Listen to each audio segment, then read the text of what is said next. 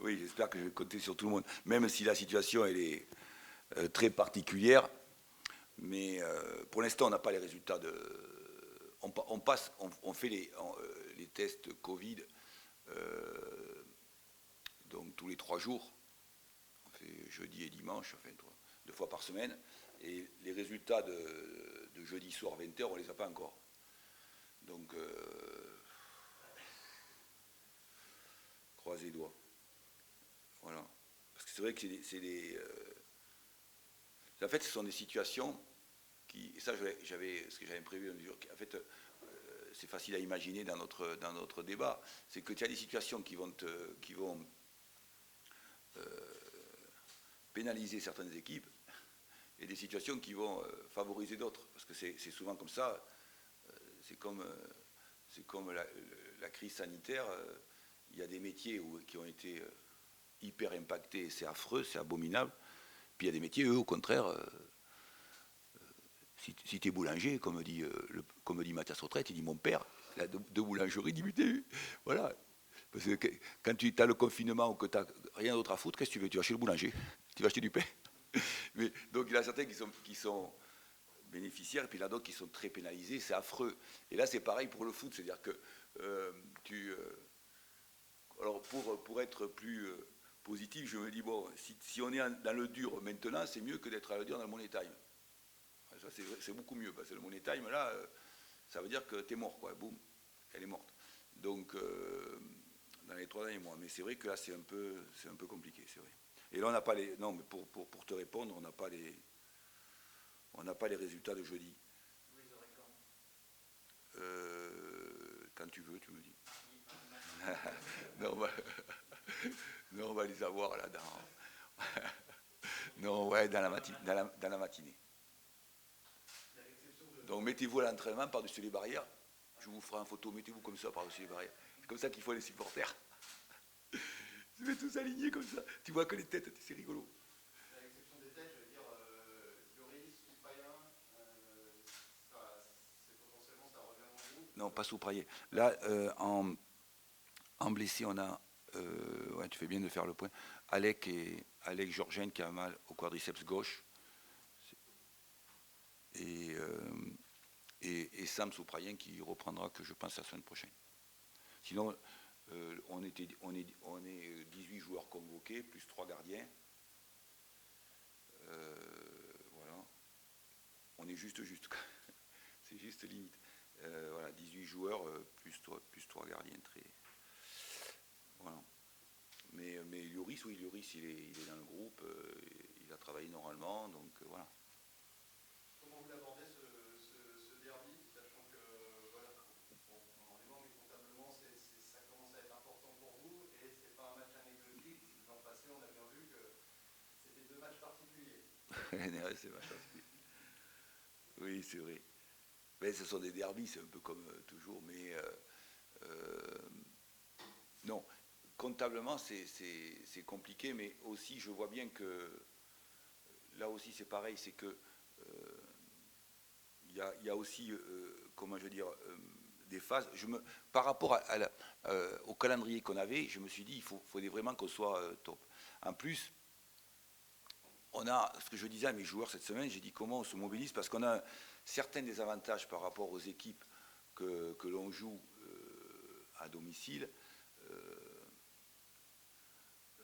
Tu vois, par exemple, quand on reçoit Sochaux, j'ai l'impression de voir Sochaux en termes athlétiques, physiques, une équipe de Ligue 1, qui sur ce match-là arrive au top de top. Et puis qui, après, c'est autre chose derrière. Mais, et nous, tu te rends compte qu'il nous manque quelque chose. Parce que, d'abord, on prend un but à la 3e, donc les vents sont contraires. Mais vraiment très contraires. Et contre Clermont, tu te rends compte aussi qu'une équipe comme l'équipe de Troyes, c'est pareil, eux, ils n'ont pas changé un joueur. Nous, ce que je dis à mes joueurs, c'est que quand tu as 7 nouveaux, dont 6 titulaires, tu te rends bien compte que dans la fluidité, dans les automatismes, on est plus loin que les autres. On est à retrait. Et c'est ce qui m'a sauté aux yeux. Alors en plus, le joueur qui était au top, le plus en forme, ton capitaine, il dégage. Donc déjà, les vents sont contraires, mais en plus, il y a des éléments qui s'additionnent, qui te mettent dans une situation difficile de ce début de saison. Et là, j'ai envie de dire, si tu prends des points maintenant, tu t'accroches, comment on fait? Parce que c'est compliqué, vraiment c'est compliqué. C'est compliqué parce que celui qui était au top, Birama Touré, était au top. D'ailleurs, je lui ai dit, pour déconner, je lui ai dit, écoute, on va faire un truc, Birama, on ne va pas le dire au président ni à James, je vais te vendre à Arsenal ou à Chelsea, on va faire des sous. Je lui ai dit, si vous voulez. Parce qu'il était au top. C'est pour plaisanter, j'ai dit, voilà, tu es vraiment au top. Et là, bim, lui, dégage. Alors, déjà, ça te secoue. Et donc, tu as l'impression que les vents sont contraires. Et aussi, comme je disais à mes garçons, c'est que autant j'étais satisfait de leur investissement contre Clermont, mais ce qu'on voyait qui était sauté aux yeux, c'est que Clermont, qui avait que le gardien de but et l'avancante qui ont changé, tu sentais une fluidité, tu sentais entre eux une connaissance de chacun d'entre eux, parce qu'ils avaient joué un an ou deux ensemble. Et nous, c'est ce qui nous manque là, vu le nombre de nouveaux que nous avons. Et c'est effectivement comment on résiste, comment on est, par ce manque de fluidité, ce manque d'automatisme, comment on est plus accrocheur et comment on essaie dans ce début de saison, parce que comme je leur dis, au fur et à mesure des rencontres et des matchs, ça doit rentrer dans l'ordre, mais c'est pas encore. Et le fait que... Et ça nous donne un certain déficit par rapport aux autres, quoi. Et par rapport surtout, c'est pas comme si tu rencontres des équipes qui ont, comme nous, modifié leur effectif. Là, on est à égalité. Tandis que quand tu prends juste, je ne prends pas les autres, parce que les autres, ils avaient bougé. Sochaux, ça a bougé. Châteauroux, ça a bougé. Mais tu prends Clermont et Troyes, eux, ils n'ont pas bougé. C'est les mêmes. Ce sont les mêmes. Et là, tu as un déficit. Là, tu es dans le dur. Voilà, c'est tout. Comment faire en sorte que le scénario ne soit pas le même qu'il y a une semaine? C'est-à-dire, c'est mentalement, c'est dans le combat plus que dans le jeu, puisque visiblement de ce côté-là, vous risquez aussi d'être en retard par rapport Ouais, mais c'est vrai, c'est multifactoriel. Tu pourrais dire effectivement, d'aucuns te diraient, un entraîneur te dit, ouais, on va au combat, comme on nous disait dans le temps. On va au combat, on met le bus devant le but, on garde le bus, on garde notre bus devant le but, voilà.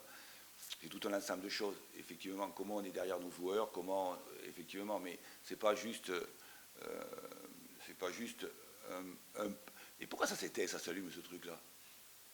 Putain, mais c'est nul votre truc. Oh, un coup ça s'allume, un coup ça s'éteint. Et enfoiré,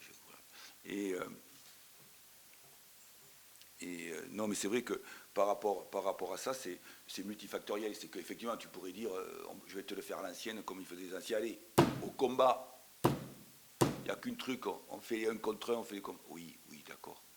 Mais, mais c'est pas seulement ça. C'est plein de choses qui font que, effectivement, on se mobilise, comment on progresse dans tous les domaines, comment effectivement on gratte des points, comme je leur dis, grattons des points. Évitons de perdre des matchs, comment on essaie de faire match nul ou d'aller chercher une victoire dans les derniers instants, mais voilà, c'est multifactoriel, effectivement. Et pour tout te dire, on a beaucoup parlé par rapport à ça, et ce que je viens de vous dire, on l'a élaboré avec les joueurs en vidéo et tout ça, quoi, voilà.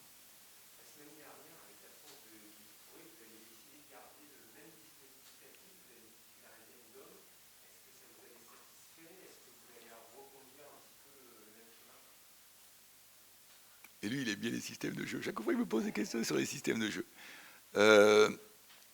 On a travaillé un peu différemment. Parce que sur le plan du rendement, j'ai trouvé que c'était insuffisant. J'aurais préféré que ce soit autre chose. Et on a travaillé. Non, cette semaine, on a travaillé un peu différemment.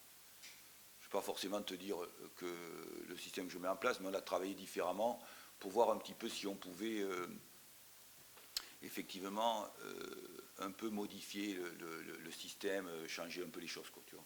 Pour être meilleur à la récupération ou dans les 30 derniers mètres, c'est un petit peu... Les deux, mon capitaine. Les deux. Parce qu'en fait, on a beaucoup de progrès à faire. Non, je pense que sincèrement, par rapport au dernier match contre Clermont, sur le plan de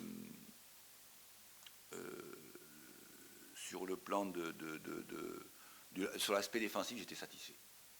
Parce que c'est vrai que je pense que ce qui a pénalisé les joueurs, c'est les 3 changements. Et je leur ai dit en entrant, ça pénalise. Mais comment on investit pour l'avenir aussi? Parce que, et je leur ai dit, moi je voulais, Quentin Bernard me demande de sortir, et bon, du coup, ça fait 3 au lieu de 2. Et là, je leur ai dit, les gars, vous rentrez, normalement, quand tu fais ça, c'est pénalisant. Je le sais par expérience, 20 ans d'expérience, donc comment on se mobilise? Et là, comme par hasard, boum, ça tombe. Perte de balle dans la zone de préparation, rond central, but. Bon, donc c'est tombé comme ça. Mais comme je leur dis, je leur dis souvent, le problème c'est que, avec les changements que nous avons maintenant, c'est que comment on s'habitue à ça? Et comment on est capable, je l'avais dit, je l'expliquais à Benoît, comment on est capable d'en faire une force? Parce que si tu fais juste, si tu te mets, comme je disais à Benoît l'autre jour, dans un article, si tu te mets à faire des changements juste au mois d'avril, mars, avril, mai, et que tu commences à changer juste là, et que tu te prends le revers en pleine gueule, il vaut mieux expérimenter ça en août, septembre, octobre, de façon à être performant dans la deuxième partie de la saison. Et moi, je pense qu'on a été pénalisé par ça. Mais sur le plan de l'aspect défensif, j'étais satisfait du comportement des joueurs. C'est effectivement cette capacité à nous Mais il se trouve que les 2 équipes qu'on a rencontrées, que ce soit Clermont ou même Troyes, c'est des équipes qui sont très très fortes sur l'aspect défensif. Qui sont très bonnes sur l'aspect défensif. Très très bonnes. Et l'année dernière, Troyes, ils ont pris 8 buts à l'extérieur. 8 buts seulement à l'extérieur. Pas beaucoup. Oui. Oui, ça a été, il a fait une bonne semaine, même s'il a souffert un peu de... On peut couper là, que j'arrive aux toilettes? Ça vous dérange pas? Non, comment il s'appelle? Le Bihan, oui, il est revenu, il est bien, même si le problème c'est qu'il a dû subir une infiltration en début de semaine, donc il s'est arrêté 3 ou 4 jours, 2 ou 3 jours. Mais c'est le fait que l'idée c'était des soins, qui subissait des soins dont il a besoin régulièrement. Donc du coup, non, mais il a repris l'entraînement depuis J-4, il a repris l'entraînement jeudi, donc c'est bon, quoi, c'est bon. C'est bon, il est prêt. Non, il y a aussi Yanis Begraoui, mais je veux dire, quand je dis comme ça, c'est surtout sur l'expérience, sur sa capacité d'un joueur qui a déjà joué en Ligue 1, en Ligue 2, qui puisse effectivement impacter l'adversaire. Oui, c'est ça que je veux dire. Parce qu'il y a Nice, il est gamin, il a 19 ans, il va venir progressivement. Et on voit bien que Dejan, Sorgic, subit le contre-coup à l'entraînement de ce qu'il a vécu. Ça se voit. Cette cochonnerie-là fait que, on le voit, il y a eu le match, les 50 minutes, puis après il y a eu derrière, on voit bien un coup de barre terrible dans la semaine. C'est pour ça que je fais cette réflexion, quoi. Vous avez beaucoup de joueurs qui étaient là la saison passée. Le match aller et le match retour basculent sur des faits de jeu avec de l'énervement. Est-ce que ça aussi, c'est à prendre en compte dans votre discours cette semaine, de ne pas retomber dans ce que vous aviez un peu à l'époque évoqué comme de la provocation adverse? Ça fait partie de ce match? Oui. Oui, c'était important. C'est important, effectivement, dans notre progression, par rapport au fait que les joueurs sont dynamiques, enthousiastes, on peut ça. Mais il y a aussi une progression à faire dans ce domaine-là. Autant il est important que les joueurs soient très dynamiques, très enthousiastes, etc. Mais il est important aussi de ne pas répondre aux provocations. Voilà. De ne pas répondre aux provocations qu'on a subies sur les 2 rencontres. Voilà, ça va être un élément déterminant dont on a déjà parlé.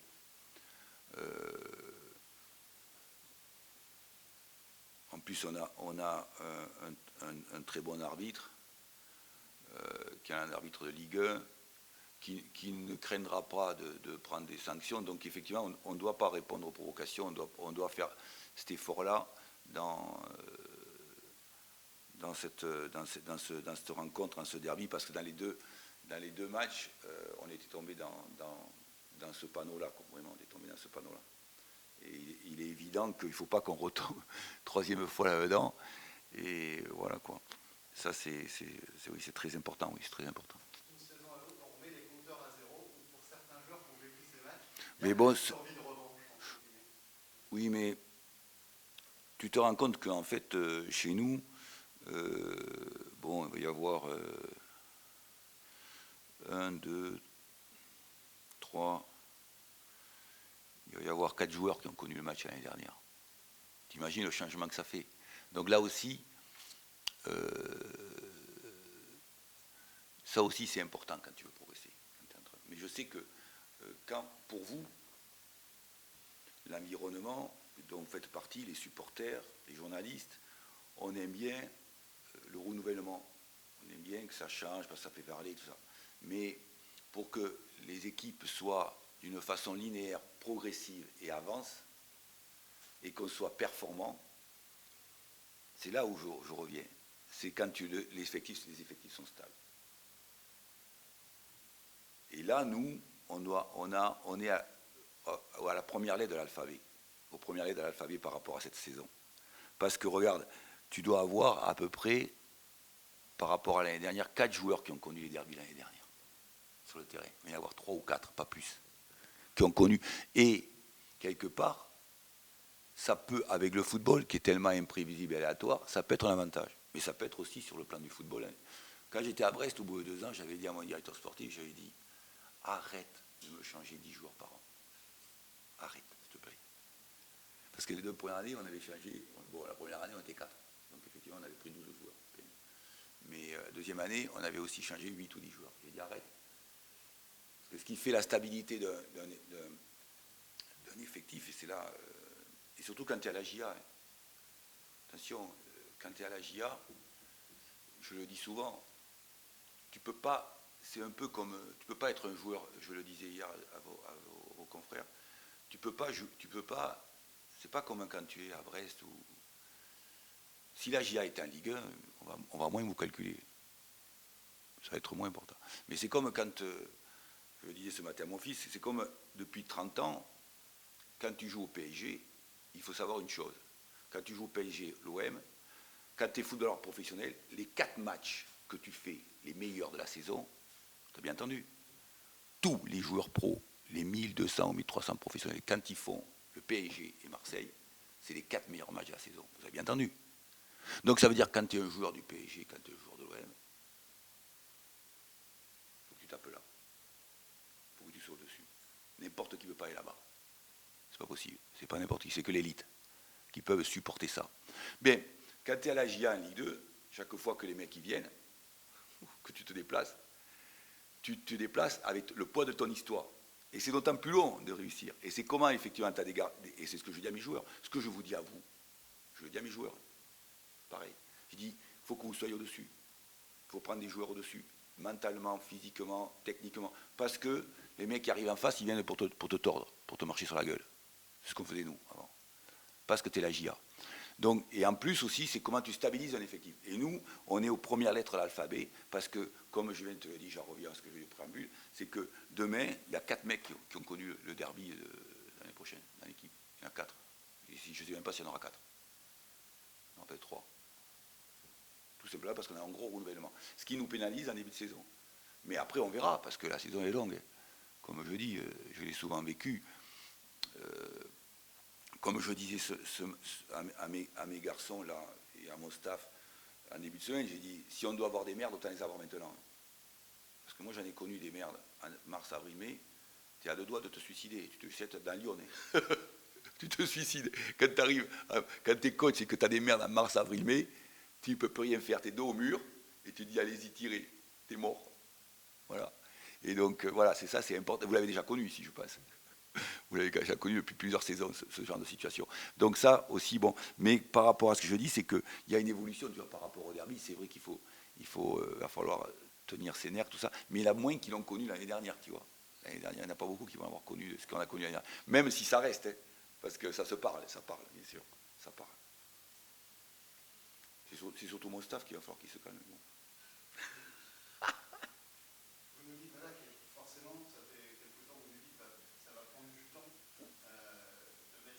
Non, j'en sais rien, j'espère que ça ne prendra pas de temps. Parce qu'avec le foot, j'espère que. Moi, si tu demandes au coach, moi, je veux de suite faire 3 victoires d'affilée.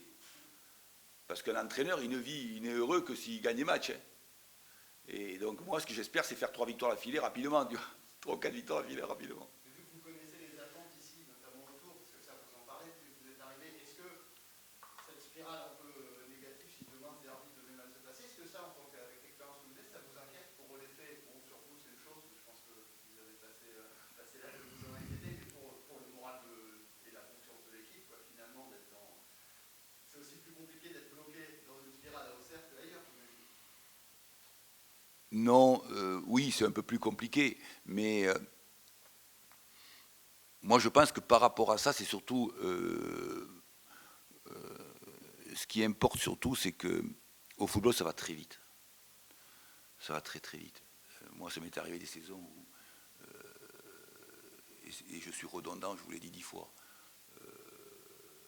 où je me maintiens à la 37e journée, et j'ai failli m'évanouir, tomber raide de mort. Et 9 mois après, je suis en Ligue 1. Donc, c'est pareil pour la GIA. C'est comment l'environnement vit avec un peu de plaisir de vivre l'instant présent, le plaisir d'avancer. Alors, c'est vrai que si tu as 2 défaites d'affilée, mais comment tu fais un match nul derrière?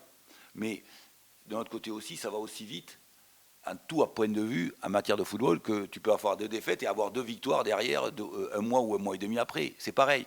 Par rapport au potentiel de l'équipe, s'il existe, s'il y a un potentiel, tu le vois aussitôt. S'il y a du caractère, aussitôt tu peux très bien avoir 2 défaites et en avoir, après l'intérêt du coach, bon après on dit le coach il faut le virer, mais bon ça c'est autre chose, c'est notre problème, mais peu importe le coach, on s'en bat les couilles du coach, mais ce qui est important c'est comment tu montes un projet et comment tu es capable effectivement c'est surtout ça, c'est que par rapport à des clubs comme ici, c'est ce que j'ai connu aussi un peu au FC Nantes, mais au FC Nantes ils aimaient le jeu.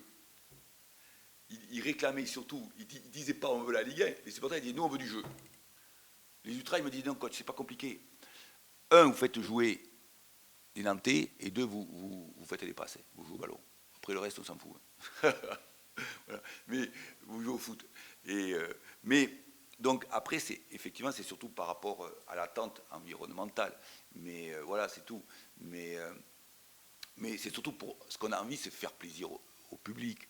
Même si en ce moment, le public est pauvre, on est pénalisé. Mais ce qu'on a envie, nous, vous imaginez bien qu'on a envie de réussir, on a envie d'avancer. Mais ce n'est pas parce que on veut toujours gagner, on veut tout gagner. Mais ce n'est pas parce que tu vas avoir 2 défaites que si ça se trouve, le 15 décembre, tu ne seras pas 3 victoires ou 4 victoires affilées. C'est au contraire.